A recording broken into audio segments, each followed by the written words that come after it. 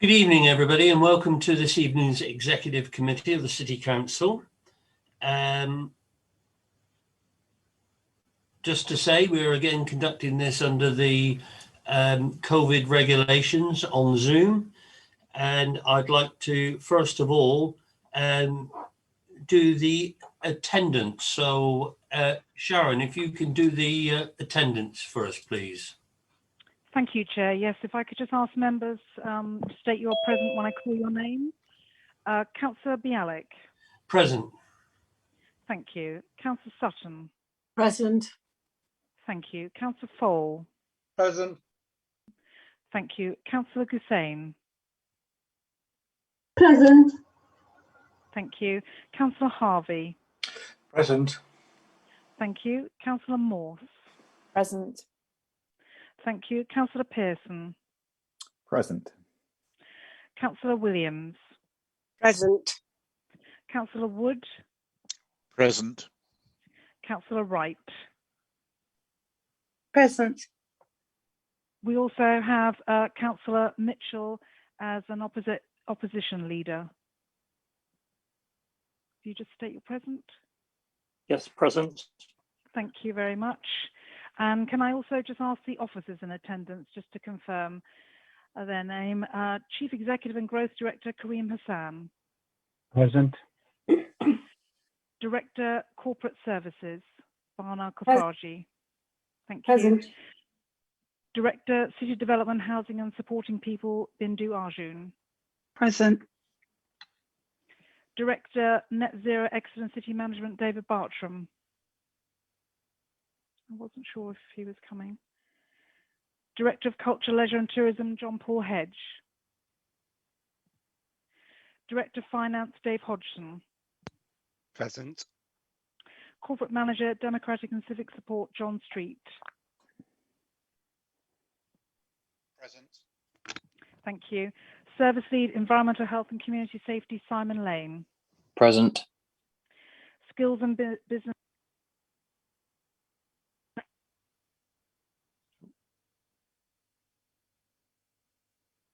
Thank you. Service Lead, Performance Strategy and Resources, Mark Jolly. Present. And myself, Sharon Sissons and Howard Bassett in attendance as Democratic Services Officers. Chair, I can confirm that we are quorate to proceed with the meeting. Right, thank you very much. No apologies, because I believe everybody is here.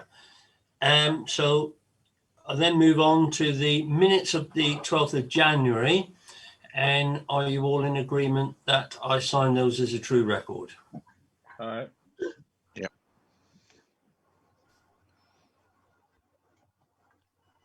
Okay, I think, Sharon, that's agreed. Thank you. Sorry, yes, sorry, just checking. Thank you very much. If you just show a show of hands.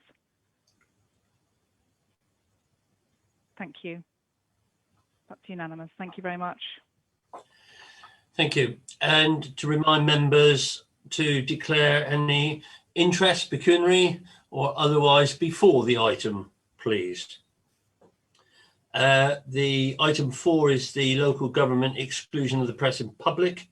And we have one item, which is item 9, which the members of the public and the press will be excluded, part 2, and we'll get to that in due course.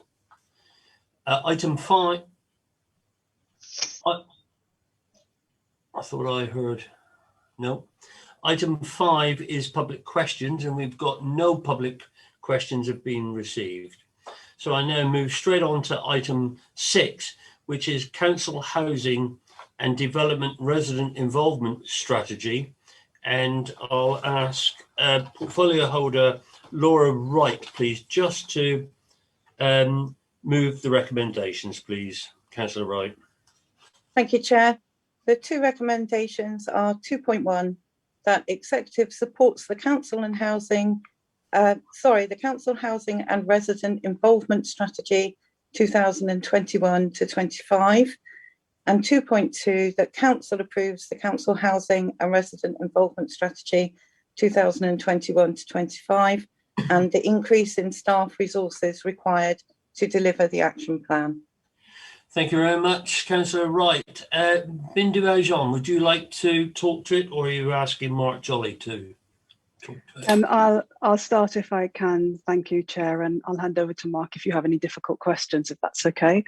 Good evening, members. So the report before you outlines our intentions of how we intend to work with our residents, and this builds on the work that we've already done. From our perspective, it's a step change in the way that we typically have worked with our residents in the past. So I'm speaking specifically about council housing tenants, where I think it's fair to say we've done some really good work at consultation and also some good work around engaging them in some of the work that we do. Expectations, I think is fair to say, now have changed, not just from the portfolio holder and members, but also from the social housing regulator. And the move is now more towards proactively involving our tenants in not only developing, delivering and monitoring the services that we provide to them, obviously funded from effectively their rents through the housing revenue account. So this type of work is increasingly essential as the council moves, for example, to deliver our ambitious plans around council house building, as well as our retrofit programme, where we will need to have some in-depth discussions where we try and involve residents in understanding what local neighbourhoods might look like and some of the work that'll be involved in that. I just wanted to assure members that the draft strategy that's before you this evening has been shared with the Council Housing and Development Advisory Board. Members will recall that there are 5 elected members on that board, including, of course, the portfolio holder. So we presented this strategy to them. We had a very robust discussion and we have made some amendments to the strategy based on some of the advice that they gave us in terms of that real clarity about how we're looking to proactively work with our tenants. Just some other points to make, I guess, that the action plan that you have before you, which is attached to the strategy, is very much one which we think is a living document. And I think that phrase is used quite often. In our case, what we're trying to say is that we will be making our best endeavours to understand the ways in which residents wish to work with us. But we believe this is very much a learning process.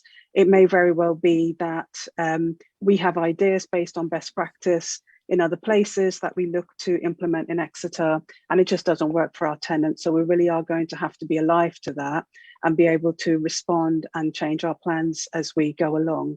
So the action plan is one that we will be keeping under review as we go along. So the ask this evening, Chair, is for members to and recommend it to council, alongside with supporting our ask for what would be an additional 0.4 of a post with a cost of about £16,500, which is already in our budgeting for the year ahead. Thank you, Chair. Happy to take any questions. Thank you, Bindu. I'll come to you at the end, Councillor Wright, if you want to come in at the end. So I see you've got Mark Jolly here in support, if there's any questions. So I'll open this up to the floor. Is there any member of the executive wish to make a contribution or indeed ask a question? No? Okay. Councillor Wright, is there anything you would like to say? Thank you, Chair.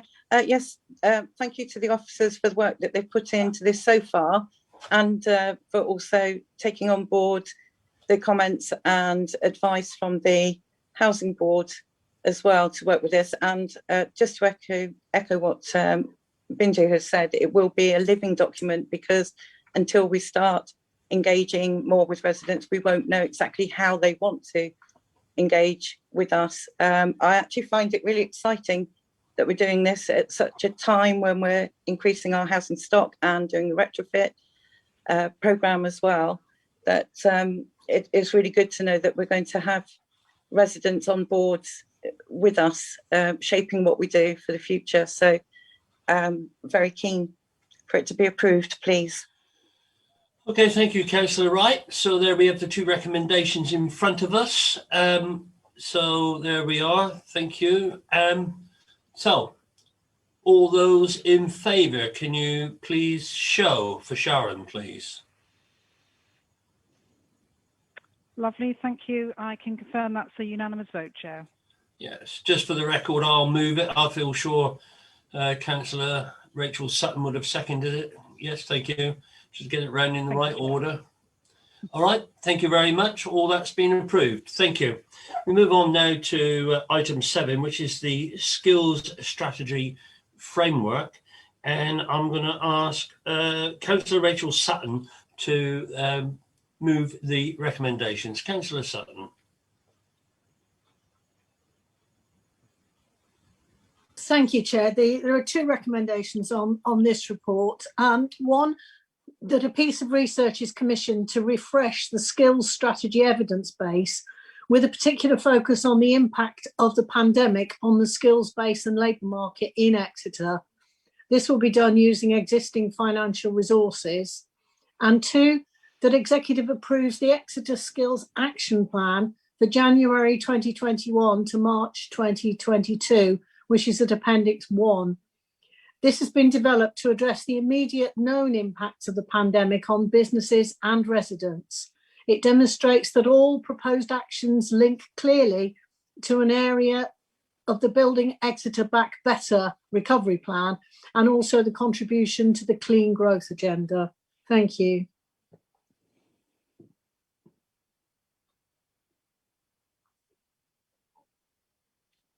Okay, there we are. So I'll ask. David's not here. Is it Victoria? Are you introducing this one, or is it Rosie? It's Rosie. Okay, Rosie, if you would like to talk to the paper, please, before I have the discussion. Absolutely. Thank you, Rachel, for the intro. So you might remember we were here 12 months ago where we brought the strategy to you for approval. So it will be 12 months ago tomorrow that we had to sadly host the Flybe Jobs Fair in the centre of the city in response to the impact that they had felt prior to us all going into lockdown. So we did approve a skills strategy, and about 2 weeks later we found ourselves in a very kind of different picture and a different scenario. So even though a lot of the planning and a lot of the things we were intending to deliver as a result of that action plan, we haven't been able to do quite as we would have wanted to over the last 12 months. What we have been able to do is work with our partners and with the business community, and as part of actually inputting into the recovery plan, think about how we support our workforce, our businesses and our people in the city in relation to employment, the labour market, and relation to their skills as well in that changing landscape. So there's been a lot of work going on a partnership basis. We have made the ask as part of this paper to fully refresh our evidence base. The original base for the strategy was done when we were in a very different position. So whilst we absolutely have an idea of how some of those impacts are being felt across the city in relation to our employment figures, the impact on our young people, redundancies, what we actually want to do is have a really comprehensive base of that to work from as well. And most importantly, that will help to support and guide our activity in relation to skills and employment over the next 12 months. So notwithstanding that, what we have done is gone ahead and put together an action plan which refers back to those original priorities in the strategy, actually identifies where we can make most practical action over the next 12 months, primarily in response to the situation we find ourselves in off the back of the pandemic. Everything in there has a link back to an area of the recovery plan. So we're being very clear about the contribution that this will make to that work. And you'll have seen in the recovery plan, digital skills mentioned very heavily, education as a theme in there, and skills coming through incredibly strongly in terms of our work with the business community. And we've also wanted to show how we're linking everything back to the net zero agenda as well. So just to pull out a couple of things that we've been working on and that will feature heavily in the forthcoming 12 months. So Exeter Works in particular, that you will have all heard us talk about. We have launched our online resource for that.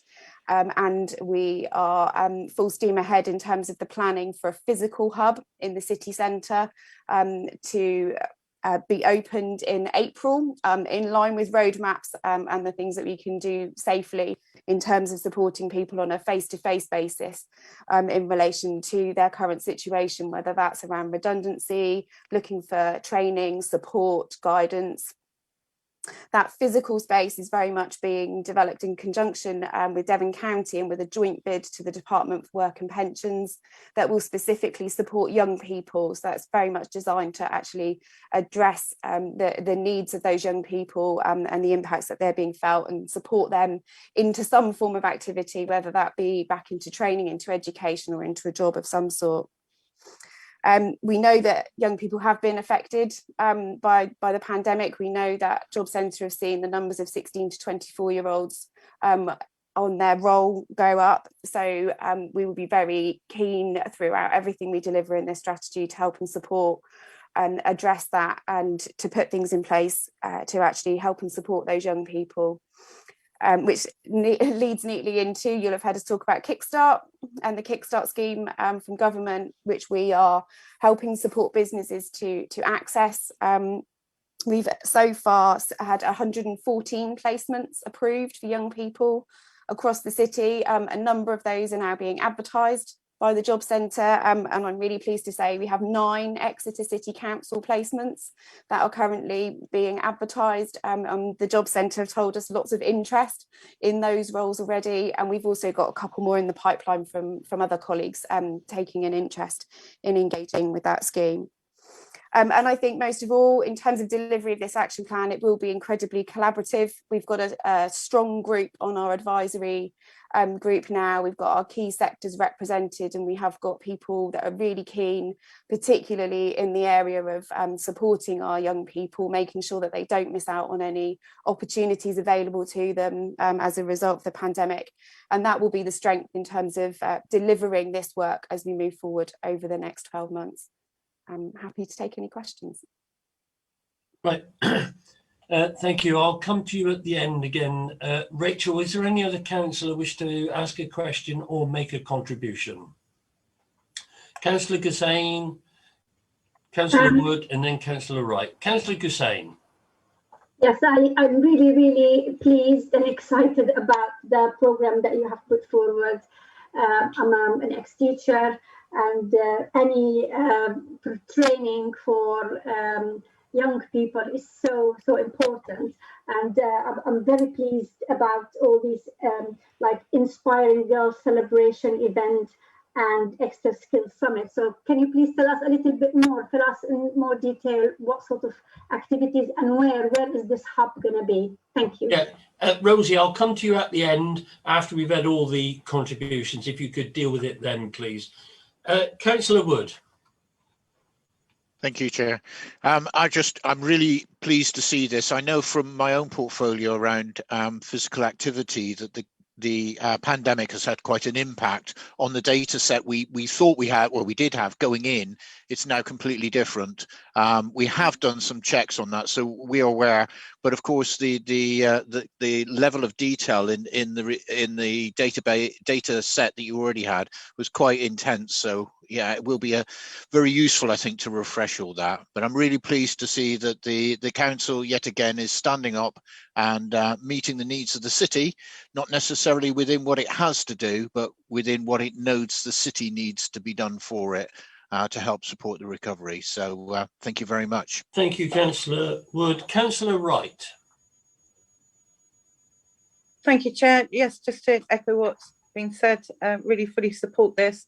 And I think it's so important at the moment to talk to young people about what skills they've actually employed and learned this year. So many young people have been brilliant at being volunteers, helping in the care sector, helping in all sorts of ways in their community. And those are skills that we wouldn't normally expect somebody sort of under the age of 30 maybe to be engaged with. So knowing that you're going to be talking to everybody, using the skills they've got, and that people in our city are going to really help with employment and training for everyone is fantastic. So thank you very much for doing that. Thank you. Brilliant. Thank you, Councillor Wright.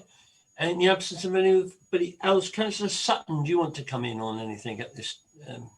Yes, please. Thank you, Chair, and thank you, colleagues, for your supportive comments. I really want to really kind of pay tribute to Rosie and the rest of the team who've worked on this and couldn't possibly have imagined 12 months ago that you know, they weren't quite going to kind of rip up what they've got and start again. But it certainly looks very different to the plan that they had 12 months ago, and I think it's a demonstration of the City Council officers' ability to be fleet of foot in adapting to circumstances which are changing in ways we couldn't possibly have imagined, faster than we could possibly have imagined. And I think this is going to be of real benefit, because we all know that as a result of the last 12 months, there are going to be people who find themselves unemployed or at risk of losing their jobs, or possibly on reduced hours, who would never have imagined that would be the case, and that is going to put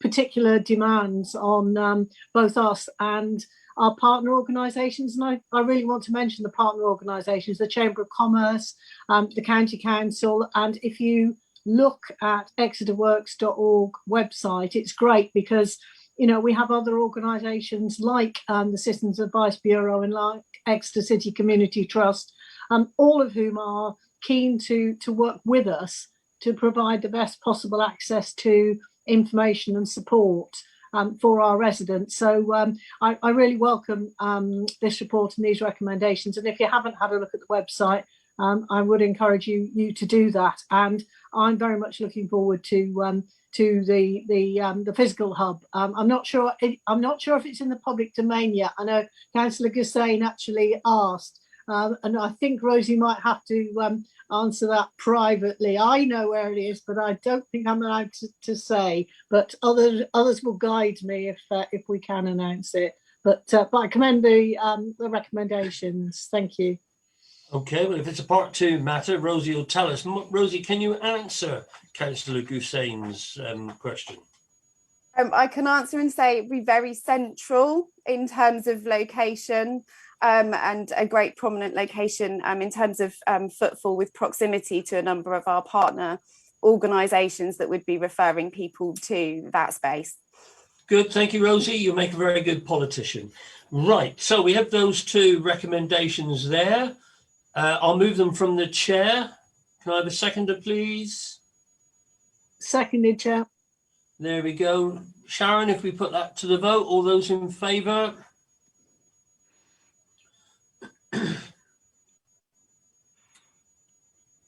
Thank you. That's unanimous, Chair. Thank you. Yes, thank you. So that's agreed. Thank you very much. And now move on to item 8. This is an amendment to the Constitution over delegations for the service lead, environmental health and community service safety. Bob, you've got two recommendations here to move. I don't think there's no need for you to quote the Lettings Agency England Order of 2014. If you can move the two recommendations, Bob. Councillor Fole. Yes, I'm happy to move both the recommendations, that the executive notes and supports the proposed amendment to section 3D, and that the council adopts the proposed amendment to section 3D of the council constitution relating to the delegation to the service lead for environmental health and community safety by the addition of these. Okay, thank you, Councillor Fole. Simon Lane. I'll keep it short and sweet. Detailed brief and thesis on what this all means. I'll keep it short and sweet, Chair. Unfortunately, in the review of the Constitution that we took in 2020, we omitted to include this under the delegations of the post of service lead for environmental health and community safety. It's not. It's a small piece of legislation for us, but not unimportant, because it holds letting agents to account to ensure that they're part of a redress scheme, and those that are not, we can take action against. Okay, before I come back to Bob, is there any questions or contributions on this matter? No. Councillor Fole, do you want to come back in on this? Only to say, I think it contributes towards our aim of building great neighbourhoods the proposed amendment's going to help ensure that properties are better managed in the future. Okay, thank you, Councillor Fowle. I'll move those two recommendations from the chair. Can I have a seconder, please? Seconded, Chair. Thank you. When Sharon gets us back, can we have all those in favour of the recommendation, please show?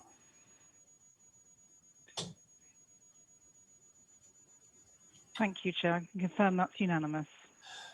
Thank you.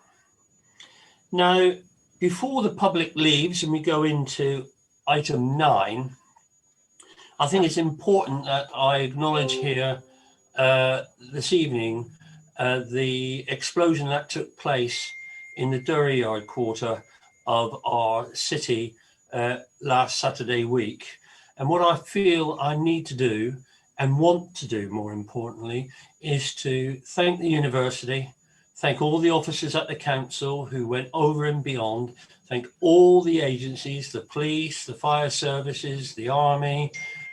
I mean, where did they get all that sound from? But I want to thank all those people who worked hard to make sure there was no fatalities at all in the city as a consequence. We're working hard with the Live West, and as I say, the university. We've contacted nearly everybody who can be contacted and everybody who's contacted us since we took control of it at 8:45 the other Monday. We have worked with all those people. And I just want to assure the residents, local councillors, and the people of Exeter that the City Council will carry out its duties and responsibilities, and whatever we are responsible for, we will carry out and we will do. And we will work with those agencies to make sure those people's lives get back to normal, as whatever normal is for them, as soon as possible. And we will be working with them. So I'd just like to thank everybody concerned, and just to say to those people, you may think we've moved on, but we are still working hard to make sure that your issues are dealt with. That's all I want to say. I felt it was very important that we say it. And I've got directors looking into a number of issues at the moment that have been raised with us. So on that point, I'm going to move now that we move into part 2, and I would like a seconder for that motion. Seconded, Chair. All those in favour of us moving into part 2, please show. Thank you, Chair. I can confirm that's a unanimous vote. Okay, and so to the public, thank you for watching, and you rest of the evening's all yours. Thank you very much.